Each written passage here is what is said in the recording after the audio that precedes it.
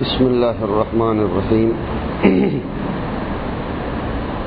الحمد لله رب العالمين والصلاة والسلام على سيد الأنبياء والمرسلين نبينا ومولانا محمد وعلى آله وأصحابه ومن تبعهم بإحسان إلى يوم الدين أما بعد فأعوذ بالله من الشيطان الرجيم بسم الله الرحمن الرحيم وَإِذْ قَالَ رَبُّكَ لِلْمَلَائِكَةِ إِنِّي جَاعِلٌ فِي الْأَرْضِ خَلِيفَةً قَالُوا أَتَجْعَلُ فِيهَا مَن يُفْسِدُ فِيهَا وَيَسْفِكُ الدِّمَاءَ وَنَحْنُ نُسَبِّحُ بِحَمْدِكَ وَنُقَدِّسُ لَكَ قَالَ إِنِّي أَعْلَمُ مَا لَا تَعْلَمُونَ وقال تعالى وَمَا خَلَقْتُ الْجِنَّ وَالْإِنسَ إِلَّا لِيَعْبُدُونَ صدق اللہ مولانا العظیم۔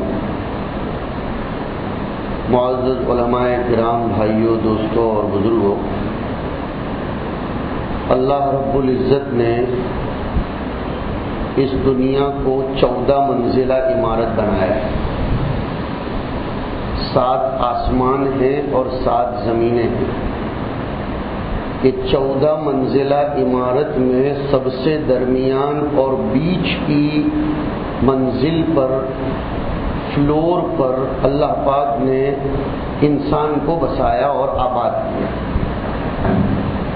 کسی بھی ملک کا، کسی بھی کنٹری کا یا کسی بھی صوبے اور ضلع کا قانون یہ ہوتا ہے کہ اس کا ہیڈ کوارٹر، اس کا کیپٹل اور اس کی راجدھانی یہ مڈل میں ہوا کرتی ہے، تاکہ اس کا جھکاؤ ادھر بھی نہ ہو اور اس کا جھکاؤ ادھر بھی نہ ہو۔ یہ فطرت کا نظام ہے۔ اسی لیے اللہ رب العزت نے اس امت کو بھی تمام امتوں کا امام بنایا، تو اس کو لقب دیا ہے وَكَذَلِكَ جَعَلْنَاكُمْ أُمَّةً وَسَطًا، درمیانی امت۔ اس کا جھکاؤ ادھر بھی نہ ہو ادھر بھی نہ ہو۔ اور نماز میں بھی حدیث پاک میں حضور اکرم صلی اللہ علیہ وسلم فرماتے ہیں کہ وسط الامام، ابو داؤد شریف کی روایت ہے کہ مسجد میں امام کی جگہ بالکل بیچوں بیچ مقرر کرو، تاکہ دائیں جانب والوں کو یہ شکایت نہ ہو، یا وہ یہ تبصرہ نہ کریں یا وہ استحقاق نہ بتائیں کہ امام کا جھکاؤ ہماری طرف زیادہ ہے، اور بائیں طرف والوں کو بھی اس کی شکایت نہ ہو کہ ہماری طرف نہیں ہے۔ اللہ پاک کو چونکہ اسی نظام کے تحت انسان کو پیدا کرنا تھا کہ انسان کا جھکاؤ فرشتوں کی طرف بھی نہ ہو، اور انسان کا جھکاؤ زمین کے اندر رہنے والے جانوروں، بچھوؤں، درندوں، موذی چیزوں کی طرف، شیاطین کی طرف نہ ہو، اس لیے اس کو بالکل بیچوں بیچ رکھا تاکہ وہ دونوں کے درمیان مڈل میں رہے اور یہاں اس کی راجدھانی بنے۔ حدیثوں میں آتا ہے کہ تہے زمین میں، زمین کے اندر اور سوراخ میں جانوروں کے رہنے کی جگہ ہیں، شیاطین کے آباد ہونے کی جگہ ہیں۔ ایک حدیث شریف میں استنجے کے آداب بیان کرتے ہوئے آیا کہ اللہ کے رسول صلی اللہ علیہ وسلم نے بلوں میں اور سوراخوں میں پیشاب پانی کرنے سے منع فرمایا۔ راوی حدیث سے اس زمانے کے بزرگوں نے پوچھا وما یکرہ من البول فی الجحر، کہ وجہ کیا ہے کہ حضور نے زمین کے اندر پیشاب کرنے سے منع فرمایا، بلوں میں، سوراخوں میں، جس کو اپنی گجراتی میں در بولا جاتا ہے۔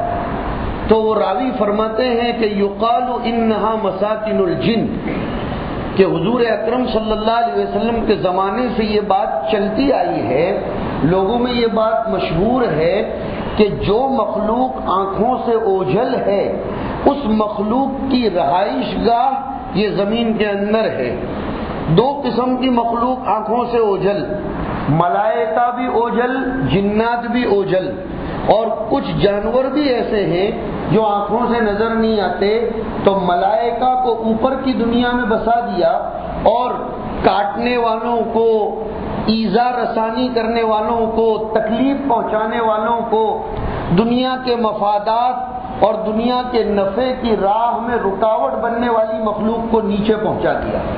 اس سے ایک نظام بھی سمجھ میں آتا ہے کہ جو مخلوق، جو انسان، زبردست بات علماء نے لکھی کہ جو انسان خلق خدا کے لیے نفع رساں ہوگا اللہ اس کے درجات کو اوپر کی طرف بڑھائے گا، اور جو خدا کی مخلوق کی راہ میں رکاوٹ بنے گا اور جس کی فطرت میں، جس کی طبیعت میں ضرر رسانی ہوگی، بھلے دنیا اس سے ڈرتی ہوگی، دنیا کے سامنے اس کا ایک رعب اور دبدبا ہوگا، لیکن اللہ نے فطری طور پر اور تکوینی طور پر اس کا مستقر نیچے بنایا ہے۔ وہ کتنی بھی کوشش کرے لیکن وہ اونچائی کی طرف نہیں آ سکتی۔ اس کا دبدبا، اس کا ہاؤ بھاؤ اور اس کے ضرر سے بچنے کے لیے دنیا میں چاہے اس کے بارے میں جتنی ایڈورٹائز کی جاتی ہو، لیکن اللہ نے اس کا مقام نیچے ہی بنایا ہے۔ میں اس کے ذریعے اشارہ کرنا چاہتا ہوں ملائکہ کی طرف کہ فرشتوں کی طبیعت میں ایذا رسانی نہیں ہے۔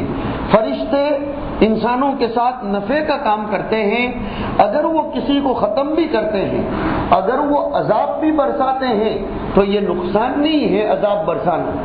7ویں پارے میں ایک آیت کریمہ عذاب کے سلسلے میں آئی، اللہ تعالیٰ فرماتے ہیں کہ ہم نے ہمارے فرشتوں کو اتار کر ایک بستی کو ختم کر دیا، تہس نہس کر دیا، لیکن اس تہس نہس کرنے پر قرآن کریم الفاظ استعمال کرتا ہے فَقُطِعَ دَابِرُ الْقَوْمِ الَّذِينَ ظَلَمُوا وَالْحَمْدُ لِلَّهِ رَبِّ الْعَالَمِينَ۔ آیت عذاب کی ہے، آیت عذاب کی ہے کہ فرشتوں کو اتار کر ہم نے ظالموں کا وجود ختم کر دیا، ہم نے ان کی جڑوں کو ختم کر دیا، لیکن اس کے اوپر قرآن کریم انا للہ نہیں بول رہا ہے، اس لیے کہ انا للہ پڑھنے کا نظام مصیبت آنے پر ہے۔ فطرت کا نظام سمجھو کہ ایک طرف فرمایا الذین اذا اصابتهم مصیبۃ قالوا انا للہ وانا الیہ راجعون، لیکن ظالموں کا ختم ہونا مصیبت نہیں ہے کہ اس پر انا للہ پڑھا جائے، ظالموں کا ختم ہونا نعمت ہے، اس پر شکر ادا کیا جائے گا۔ اس لیے کہ الحمدللہ کب بولا جاتا ہے؟ کسی نعمت کے آنے پر۔ تو ظالموں کے خاتمے پر قرآن نے کہنے کا طریقہ بتلایا والحمدللہ رب العالمین۔ بہرحال میں نے اپنی گفتگو یہاں سے شروع کی کہ اللہ تعالیٰ نے اس دنیا کو 14 منزلہ عمارت بنایا ہے، 7 فلورز اوپر، 7 فلورز نیچے، اور بالکل بیچوں بیچ انسان کو پیدا فرمایا۔ سوال یہ پیدا ہوتا ہے کہ انسان کو کیوں پیدا فرمایا؟ میں ایک بہت بڑی غلط فہمی دور کرنا چاہتا ہوں، اور مجھے اس میں کوئی ذرہ برابر بھی پسو پیشی نہیں ہو رہی ہے۔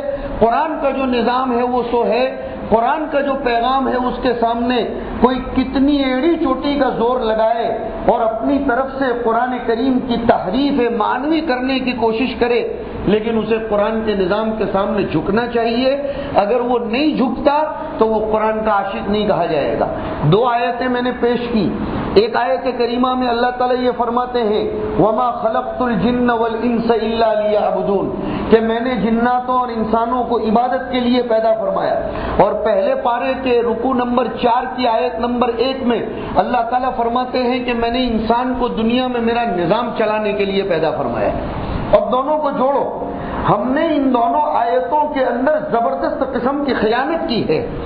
ہم پہنچانے والوں نے بھی اور سننے والوں نے بھی اور سمجھنے والوں نے بھی دونوں آیتوں کو ملانے سے پتہ چلتا ہے کہ عبادت کا مطلب ہی یہ ہے کہ روئے زمین پر اللہ کے نظام کو قائم کرنا، اس دھرتی پر اللہ کے نظام کو قائم کرنا۔ عبادت کا مفہوم تسبیح پڑھنا نہیں ہے، معاف کیجیے، عبادت کا مفہوم مسجد کا کونا پکڑنا نہیں ہے۔ ارے آپ قرآن کے پلیٹ فارم پر آئیے، یہی تو نیاز مندی کا اظہار کرتے ہوئے فرشتوں نے کہا تھا کہ اللہ اگر آپ اس عبادت کے لیے ہی پیدا کر رہے ہیں، کون سی عبادت کے لیے؟ جو میں نے آپ نے سمجھ کر رکھی ہے کہ تسبیح گھما دو عبادت ہو گئی، نماز پڑھ لو عبادت ہو گئی، حج کے چکر لگا لو عبادت ہو گئی، اور کچھ روزے رکھ لو عبادت ہو گئی، تو باری تعالیٰ ایسی عبادتیں کرنے میں ہم کہاں پیچھے ہیں؟ یہ کس نے کہا تھا؟ فرشتوں نے۔ وہ آیت کریمہ ہے وَنَحْنُ نُسَبِّحُ بِحَمْدِكَ وَنُقَدِّسُ لَكَ، کہ اللہ تسبیح کرنے میں اور تسبیح کے دانے گھمانے میں اور یہ الاپ کرنے میں اور جھونپنے میں ہم کیا کم ہیں؟ ہم ہمیشہ ہمیشہ آپ کی تسبیح میں لگے ہوئے ہیں۔ اگر اس میں کچھ کوتاہی ہے آپ ہمیں بتلا دیجئے، اور اگر یہی تسبیح پڑھنے کے لیے انسان کو پیدا کرنا ہے تو کوئی نئی مخلوق آپ کیوں پیدا کر رہے ہیں؟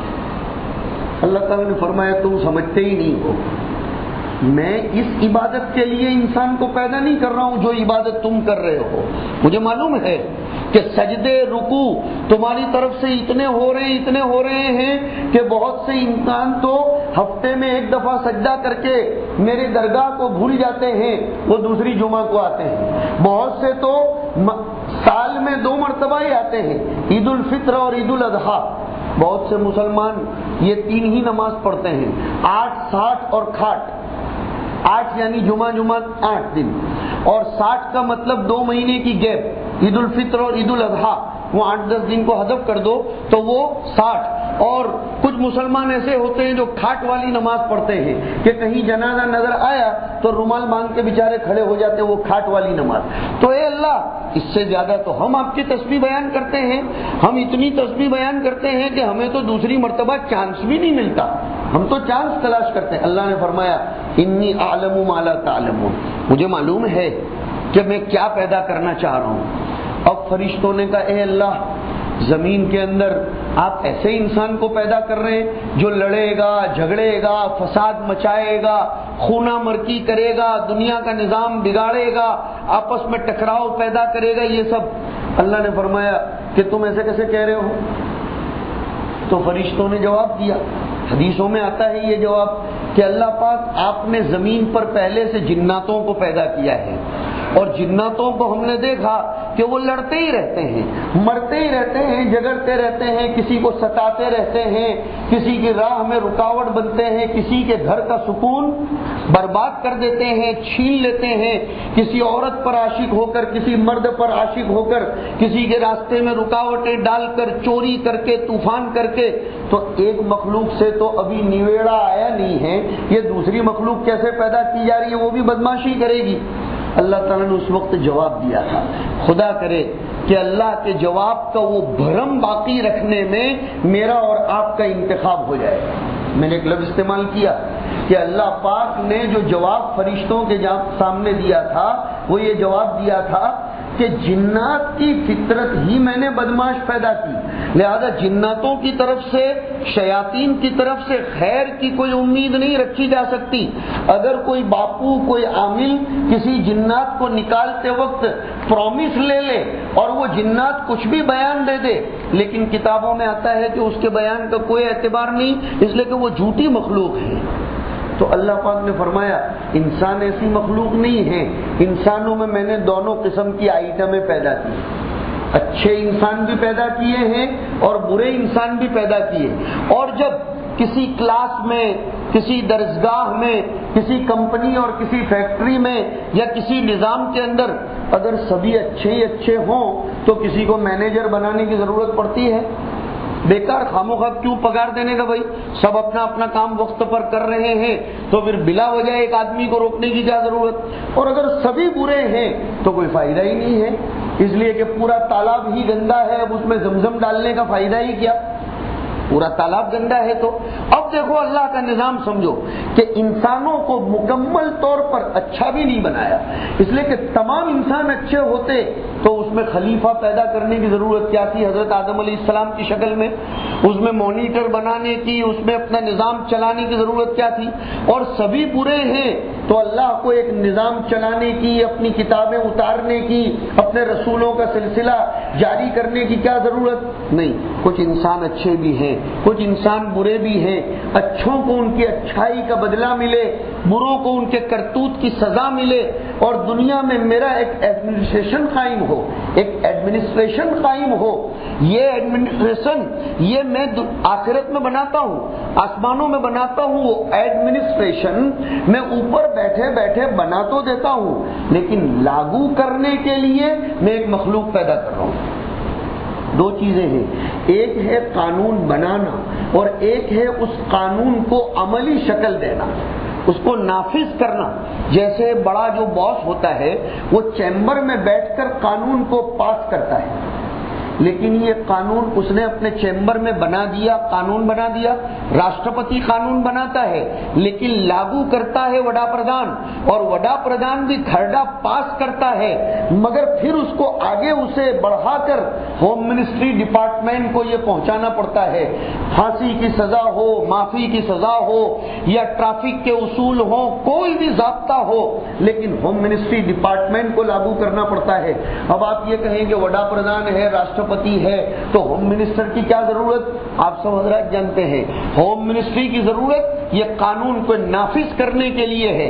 صادر کیا قانون، ایشیو کیا قانون یہ راشٹرپتی نے اور وزیر اعظم نے، لیکن لاگو کرے گی ہوم منسٹری، اور اسی ڈپارٹمنٹ کے تحت پولیس کا ڈپارٹمنٹ اور یہ اور وہ سب کچھ آتا ہے، اور وہ پورا کا پورا ایک نظام چلتا ہے. یہی مثال سمجھیے کہ دنیا بھر کے خالق اور مالک نے نظام عرش پر بیٹھ کر بنایا، لیکن وہ نظام کو لاگو کرنے کے لیے انسان کا انتخاب کیا گیا. یہ انسان کس لیے دنیا میں آیا؟ یہ انسان صرف تسبیح گھمانے کے لیے نہیں آیا، یہ انسان دنیا کا نظام چلانے کے لیے آیا. وہ اس دھرتی پر دھرتی کے سپوتوں کو اور اللہ رب العزت کے بندوں کو اللہ کے نظام کے تحت چلانے کے لیے آیا ہے. فارسی کے ایک شاعر نے بڑی سادہ زبان میں اس کو سمجھایا ہے، خدمت خلق کے لیے پیدا کیا ہے انسان کو، ورنہ تسبیح کے لیے کیا کم تھے کروبیاں. اس شعر کا مطلب سمجھو کہ خدمت خلق کے لیے پیدا کیا ہے انسان کو. اب یہ لفظ خدمت خلق کو ہم لوگوں نے محدود کر لیا، معاف کیجئے.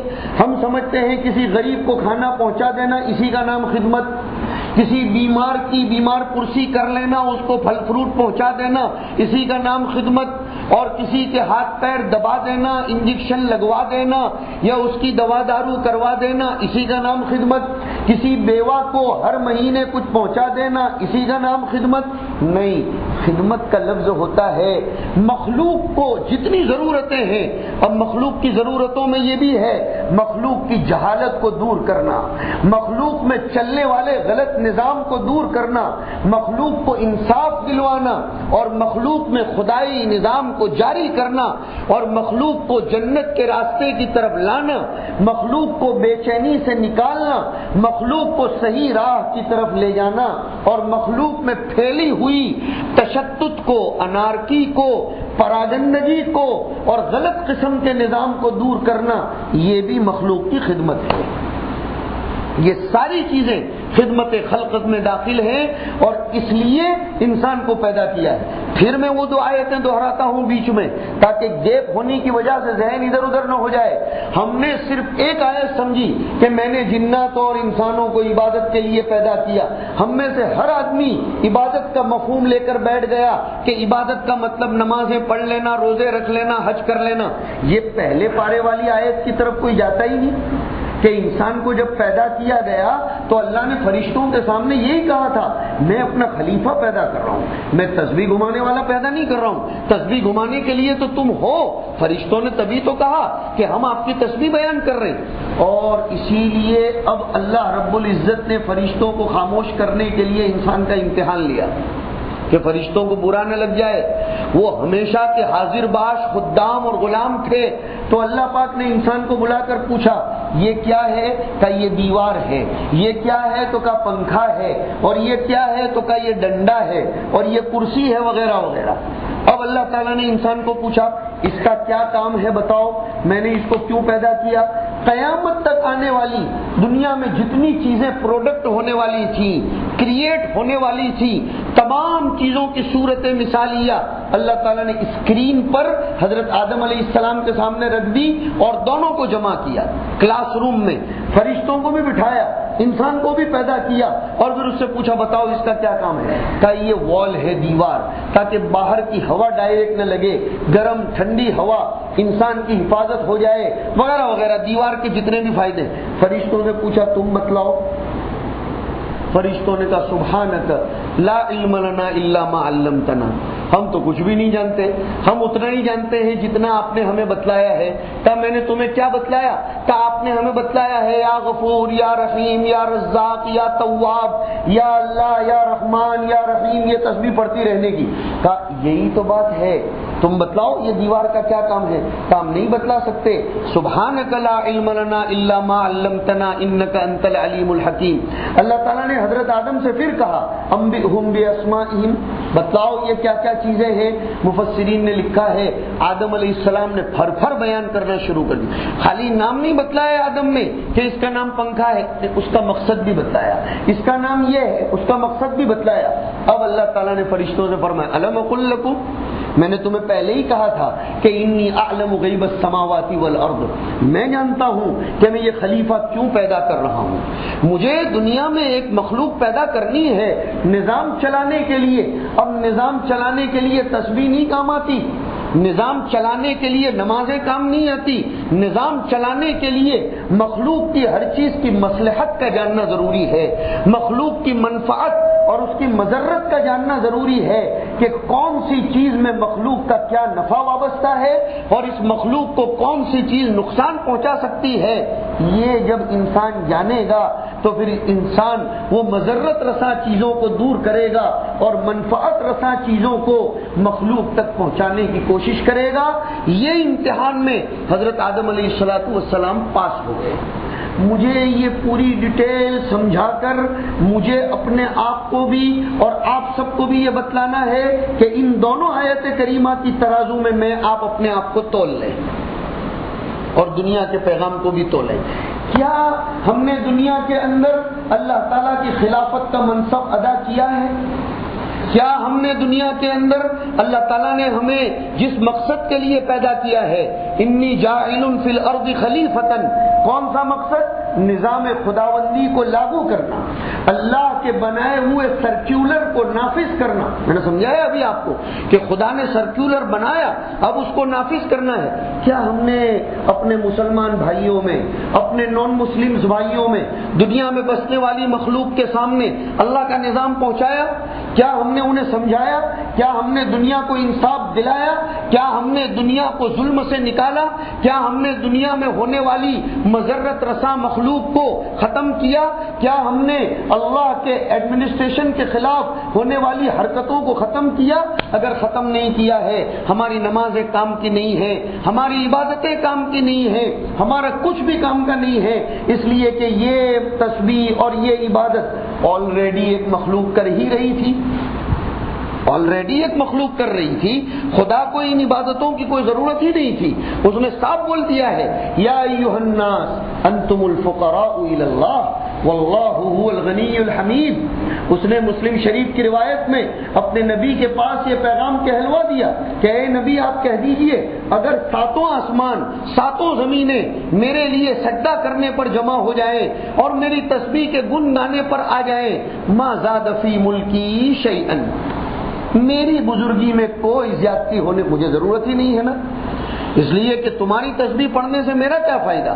تم اگر بولتے ہو الحمدللہ تمام تعریفیں اللہ کے لیے ہیں تو وہ تو آلریڈی ہیں، تم بولو کہ نہیں بولو، میرے لیے تو تعریف ہے ہی نہیں ہے تو کسی کو پیش کرو جس کے لیے تم تعریف کر سکتے ہو۔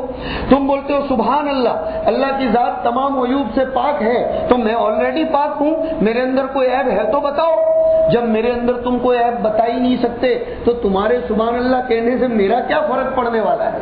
فائدہ ہوگا تو تمہارا ہوگا، فائدہ ہوگا تمہارا ہوگا کہ تم نے سبحان اللہ پڑھ کر جب یہ دعویٰ کیا کہ میرا اللہ ہر عیب سے پاک ہے۔ دھیان سے میرا آگے کا جملہ سنو، جب تم یہ کہتے ہو کہ سبحان اللہ، یہ سبحان اللہ میں اس لیے نہیں کہلوا رہا ہوں کہ تمہارے کہنے سے دنیا میں یہ اعلان ہوگا کہ میرا عیب ختم ہو گیا، دنیا کے باپ کی مجال نہیں ہے کہ وہ میری ذات کے اندر کوئی عیب بیان کر سکے۔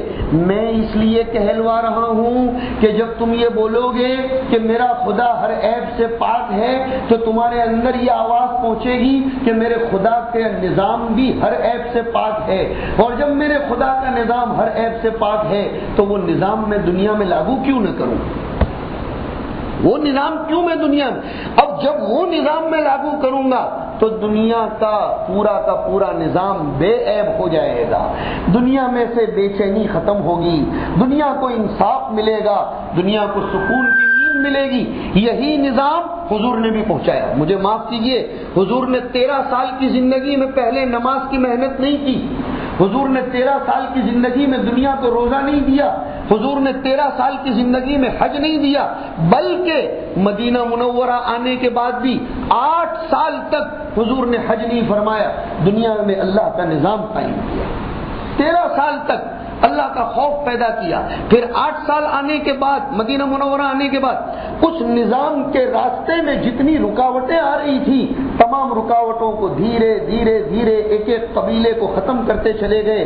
جتنے جانور انسانی جانور بنے ہوئے تھے، انسانی جانور انسان تھے لیکن حقیقت میں وہ جانور تھے، لوگوں کو ڈسنے والے، خدائی نظام کے خلاف اپنی غلامی لوگوں کے اندر پیدا کر رہے تھے۔ میں ربعی بن عامر کے جملے کی طرف جانے پر مجبور ہو گیا ہوں۔ اللہ کے رسول صلی اللہ علیہ وسلم کے ایک ایمبیسیڈر، ایک ایلچی جب رستم کے بارگاہ میں پہنچے، رستم کے دربار میں پہنچے، تو رستم نے پوچھا تھا کہ تمہارا نبی اس دنیا میں کیوں آیا ہے اور تمہارے نبی نے یہ پوری ٹیم تمہاری شکل میں کیوں تیار کی؟ معاف کیجیے گا، تاریخ کی حقیقتیں ہیں، ہم اپنی رائے کو تھوپنے کی کوشش نہ کریں، ہم اپنے نظریات کو اور اوپینینز کو، اپنی تھنکنگ کو سائڈ پر ڈال دیں۔ ربعی ابن عامر ایک صحابی ہیں، اگر کوئی فتویٰ ہم اس طرح کے کہنے والے پر لگاتے ہیں تو صحابی رسول پر بھی فتویٰ لگا کر دیکھو، انہوں نے جو جملے کہے تھے کہ ہمارا دنیا میں آنے کا مقصد، صحابی نے یہ نہیں کہا تھا نمازیں پڑھنا ہے، صحابی نے یہ نہیں کہا تھا حج کرنا ہے، فرمایا بعثنا لنخرج من شاء من عبادت العباد الى عبادت رب العباد ومن ضیق الدنیا الى سعتها، اور آخری جملہ کیسا ہے، ومن جور الادیان الى عدل الاسلام۔ یہ 3 سینٹنس فرمائے کہ ہمیں اللہ پاک نے دنیا میں اس لیے بھیجے گئے، اس لفظ پر ہی مر مٹنے کو جی چاہتا ہے کہ ہمیں اللہ نے مبعوث کیا ہے۔ مبعوث کسے کہتے ہیں معلوم ہے؟ مثال کے طور پر ایک کمپنی ہے، اس کمپنی کے پاس کوئی ڈائریکٹر مانگتا ہے کہ تمہاری کمپنی میں بڑے ایکسپرٹ لوگ ہیں، بڑے ماہر لوگ ہیں، ہماری کمپنی ہم نے نئی شروع کی ہے، ہمارے یہاں ایڈمنسٹریشن ٹھیک نہیں چل رہا ہے، ہمیں ایک آدمی آپ کی طرف سے دیجئے۔ اب جب وہ آدمی مانگ کر لایا جاتا ہے تو وہ کتنا قیمتی ہوتا ہے، ایک تو اپوائنٹڈ ہوتا ہے اور ایک مانگا ہوا آدمی ہوتا ہے۔ مانگے ہوئے آدمی کے نخرے بھی برداشت کرنے پڑتے ہیں، مانگے ہوئے آدمی کی قیمت بھی زیادہ ہوتی ہے۔ تو ربعی ابن عامر نے فرمایا ہم اپنی مرضی سے نہیں آئے ہیں، ہمیں اس دنیا میں بھیجا گیا ہے۔ کیوں بھیجا گیا؟ 3 کام کے لیے بھیجا گیا ہے، لنخرج من شاء من عبادت العباد الى عبادت رب العباد، تاکہ ہم دنیا بھر کی مخلوق کو بندوں کی غلامی سے نکال کر اللہ کی غلامی میں لانے والے بنے۔ اب آئیے، کیا ہم نے یہ کام کیا ہے؟ ہم اپنی غلامی میں لوگوں کو لا رہے ہیں، اچھے خاصے پڑھے لکھے لوگ، سمجھدار سمجھے جانے والے لوگ اور دوسرے قسم کے لوگ بھی یہی چاہتے ہیں دنیا میری غلام بنے، چاہے رب کی غلام بنے یا نہ بنے۔ جب یہی نظام چلے گا تو پھر اللہ تعالیٰ اس دنیا کے اوپر آفتیں نہیں اتارے گا تو کیوں اتارے گا؟ پھر کیا اتارے گا؟ یہ بارش کا نہ آنا، یہ خاندانوں کے نظام کا تباہ ہو جانا، یہ بے چینیوں کا پیدا ہونا، یہ روزی کی برکت کا ختم ہو جانا، یہ چیزوں کی مہنگائی اور یہ دنیا بھر کی آفتیں صرف اس لیے ہیں کہ خدا نے یہ فیکٹری جس لیے بنائی ہے، یہ عالم جس لیے چلایا ہے، وہ اس کی منشا کے مطابق نہیں چل رہا ہے۔ اس نے تو اس لیے دنیا میں لوگوں کو بھیجا تھا کہ بندوں کی غلامی سے نکال کر اللہ کی بندگی اور غلامی کی طرف لانا۔ اور کیا فرمایا؟ وَمِن ضِيقِ الدُّنْيَا إِلَى سَعَتِهَا۔ مسلمان نیرو مائنڈڈ نہیں ہوتا، مسلمان براڈ مائنڈڈ ہوتا ہے۔ ضیق الدنیا، دنیا سکڑی ہوئی ہے۔ لوگ بولتے ہیں گلوبلائزیشن، لوگ بولتے ہیں لو کر لو دنیا مٹھی میں۔ ارے ہمارے آقا بہت پہلے کہہ کر گئے کہ دنیا بڑی وسیع ہے، یہ وسعت کی طرف جاؤ، اس کو ذرا سمجھو۔ اور پھر آگے فرمایا دنیا میں اب تک کے جتنے ادیان آئے، جتنے فرقے آئے، سب کے سب ظلم کرتے تھے، محمد کا نظام تو دنیا میں انصاف قائم کرنے کے لیے آیا ہے۔ سچوں کو ان کا حق دلانا اور بروں کو ان کے انجام تک پہنچانا، یہ محمد کا مشن ہے۔ اس مشن پر جو چلے گا وہ انی جاعل فی الارض خلیفۃ میں داخل ہوگا۔ اب اس مشن کی مشق کے لیے، اس مشن میں انرجی پیدا کرنے کے لیے، اس مشن میں اسپرٹ پاور بڑھانے کے لیے، اس مشن میں آدھیاتمک اور اس مشن کے اندر روحانی پاور سپلائی کرنے کے لیے عبادات کا نظام دیا گیا ہے۔ میں آیا آخر میں، نمازوں کا انکار نہیں ہے، لیکن یہ مشن تم چلاتے رہو، اس مشن میں انرجی بھی تو ہونا ضروری ہے نا، اس مشن کے اندر روحانی اسپرٹ بھی تو ہونا ضروری ہے۔ وہ روحانی اسپرٹ یہاں سے ملے گی، وہ وہاں لائٹ جل رہی ہے، لیکن لائٹ کبھی چلی جائے تو انورٹر کو چارج کر لو، وہ انورٹر چارج ہوتا ہے اتنا لمیٹڈ چارج ہوتا ہے، اور پھر باہر نکل کر وہ اپنی افادیت دیتا ہے۔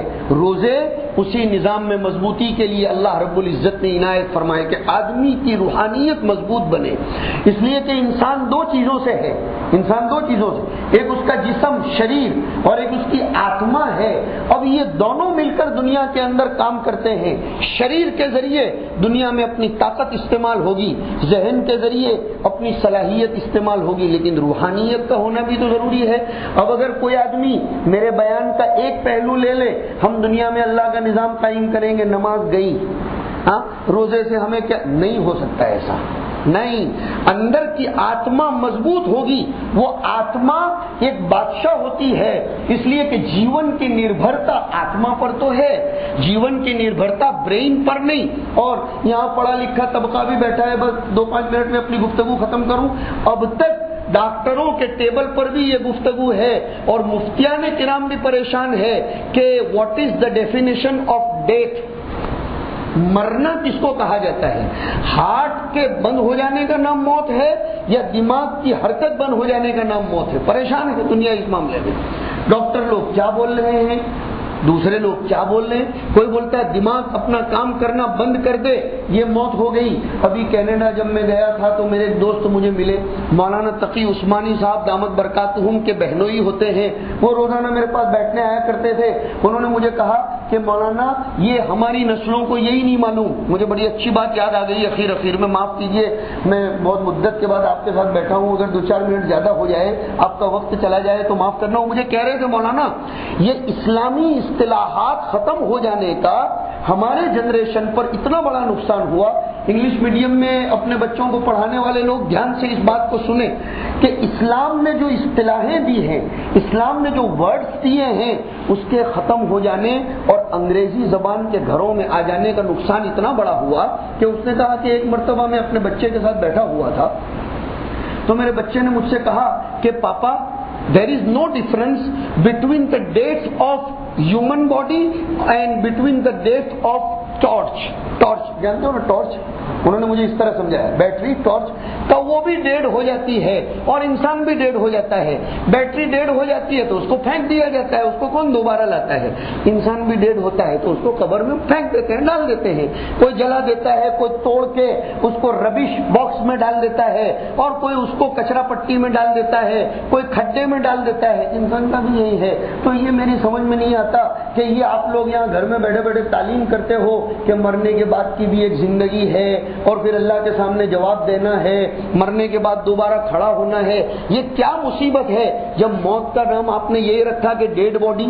دیکھا کتنا بڑا نقصان ہو رہا ہے۔ لفظ موت کی حقیقت کو ہم نے بھلا دیا۔ تو وہ بچہ اعتراض کر رہا ہے، وہ مجھے اصل میں کہہ رہا تھا کہ حضرت آپ یہاں تشریف لائے ہیں تو لوگوں کو اس بات کی طرف متوجہ کرو کہ وہ سمجھیں کہ ٹارچ کا ڈیڈ ہو جانا، آپ بولتے رہے یہ الیکٹرک ڈیڈ ہو گئی، فلاں اللہ نہ کرے ایسا نہ کرے کہ یہ اے سی ڈیڈ ہو گیا تو اس کو ڈیڈ ہو گیا نہیں اب ختم، اس کو آپ کچھ بھی نہیں کر سکتے، اس کو پھینک دینے کے لائق ہوا، دوبارہ وہ ریسائیکل بھی نہیں ہو سکتا ہے۔ لیکن نہیں، تو پھر میں نے بتلایا کہ اب اسے بھی ریسائیکل کر سکتے ہیں، اس لیے کہ لوگ اب تو پلاسٹک کو بھی ریسائیکل کرنے لگے ہیں اور پولیتھین کو بھی ریسائیکل کرنے لگے، اور ریسائیکل کرنے کی وجہ سے ہی اس پر پابندیاں بھی آ رہی ہیں۔ جب 5 پیسے کی پلاسٹک کی پنی اور وہ تھیلی جب ریسائیکل ہو سکتی ہے تو اللہ رب العزت انسان کو ریسائیکل کیوں نہیں کر سکتا ہے؟ بہرحال مجھے اصل یہ بتلانا ہے کہ انسان یہ سمجھے کہ میں اس دنیا میں جو آیا میرے جیون کی نربھرتا یہ روحانیت کے اوپر ہے، میری آتما پر ہے۔ آدمی مر جاتا ہے اس کی باڈی تو ایسی ہوتی ہے، فرعون کی باڈی آج تک ویسی ہی ہے، لیکن ہم کہتے کیا ہے مر گیا۔ کیوں مر گیا؟ آتما چلی گئی۔ اردو میں بولتے ہیں روح پرواز کر گئی، اور عربی میں بولتے ہیں انتقلت روحہ الی ذمۃ اللہ تبارک و تعالی، اور اپن بھی بولتے ہیں، اسی لیے تو معاف کیجیے یہ دوسرے لوگ بھی بولتے ہیں پربھو ایمنی آتما نے شانتی ارپت کرے، اس کا مطلب لگے ہاتھ وہ بھی مانتے ہیں کہ اس آتما کا کوئی مقام ہے۔ کتنی اچھی مخلوق اس دنیا میں بستی ہے ہندوؤں کی شکل میں، انہیں ذرا سا سمجھا کر اگر اسلام کی طرف لے آیا جائے تو پھر یہ ہندوستان کی شکل بدل جائے گی۔ میں نے آپ کو قریب کیا ہے، اچھی مخلوق کا یہ مطلب نہیں لے کہ میں ان کی تعریف کر رہا ہوں، میں ان کے دلوں کی ہمواریت بتا رہا ہوں کہ وہ آخرت کو مانتے ہیں، وہ اس کو مانتے ہیں کہ مرنے کے بعد یہ آتما، وہ بولتے ہیں ایک نرک ہے اور ایک سورگ ہے، وہ بولتے ہیں کہ ان کی آتما کو شانتی ارپت کی جائے، شردھانجلی دی جائے۔ یہ الفاظ ہمیں بتا رہے ہیں کہ اس ہندوستان میں بسنے والی مخلوق کو اگر قرآن کے نظام پر لے آیا جائے اور انہیں تھوڑا سا رسولوں کے نظام کے مطابق کر لیا جائے تو پھر انشاءاللہ تعالی انسان اس دنیا میں خلافت کا دعوے دار بنے گا، اور جس مقصد کے لیے اس کو پیدا کیا گیا ہے، اگر آپ کسی کو کسی مقصد کے لیے بھیجیں بمبئی اور وہ آپ کا کام کرتا رہتا ہو تو آپ اس کی ہر ضرورت پوری کریں گے کہ نہیں؟ ارے بسلیری بوٹل بھی پینے کے لیے کہیں گے، بلکہ کہیں گے تو نے میرا کام بڑا اچھا کیا، ادھر ادھر کے گیسٹ ہاؤس میں مت رہنا، بہترین قسم کے ہوٹل میں رہنا اس لیے کہ تو میرا کام کر رہا ہے۔ تو اگر یہ انسان خدا کے نظام کو لاگو کرنے والا بن جائے گا تو پھر خدا اس کی ہر ضرورت پوری کیوں نہیں کرے گا؟ کون سی فائنانس اور اکونومی کا پورا سیکشن الگ بنایا تھا حضور نے؟ نہیں، خدا کا نظام لاگو کیا۔ صحابہ کرام کی یہی کیفیت تھی۔ یہ آخری جملہ سن لیجئے، وہ راتوں کو اپنی بیٹری کھڑے ہو کر چارج کرتے تھے اور دنیا میں میدان میں اتر پڑتے تھے۔ اس زمانے میں کچھ لوگ صرف بیٹری چارج کرتے رہتے ہیں اور کچھ لوگ صرف بغیر بیٹری کے دنیا میں اتر پڑتے ہیں۔ یہ دو قسم کے لوگ ہیں، اس لیے کام کچھ نہیں ہو رہا ہے۔ کچھ لوگ بیٹری چارج کر، اب یہ بیٹری چارج ہونے کے بعد استعمال نہیں ہوگی تو کیا ہوگا؟ ایک صاحب نئی بیٹری لائے تھے کہیں سے انورٹر کے ساتھ، تو انہیں کسی ایکسپرٹ نے کہا کہ اسے چالو کرو، وہ مغفل قسم کے آدمی تھے، لگا ہی نہیں رہے تھے انورٹر، تو انہیں لوگ کہہ رہے تھے بھائی انہیں چالو کرو اس لیے کہ بیٹری فلی چارج ہے۔ ایک گاڑی اگر 3 مہینے تک بند پڑی رہے، سیل نہ مارو تو کیا ہوگا؟ بولو مجھ کو، نقصان ہوگا نا۔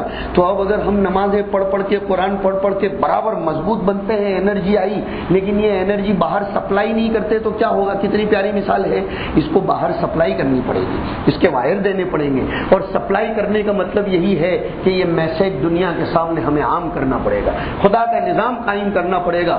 اللہ رب العزت ان باتوں پر عمل کرنے کی، عمل کی باری بعد میں آئے گی، سوچنے کی، سمجھنے کی، اس لیے کہ ہماری سمجھ بھی اللہ ہی بہتر فرمائے، سوچ کر سمجھ کر اس کو عملی جامہ پہنانے کی توفیق نصیب فرمائے۔ وآخر دعوانا الحمدللہ رب العالمین۔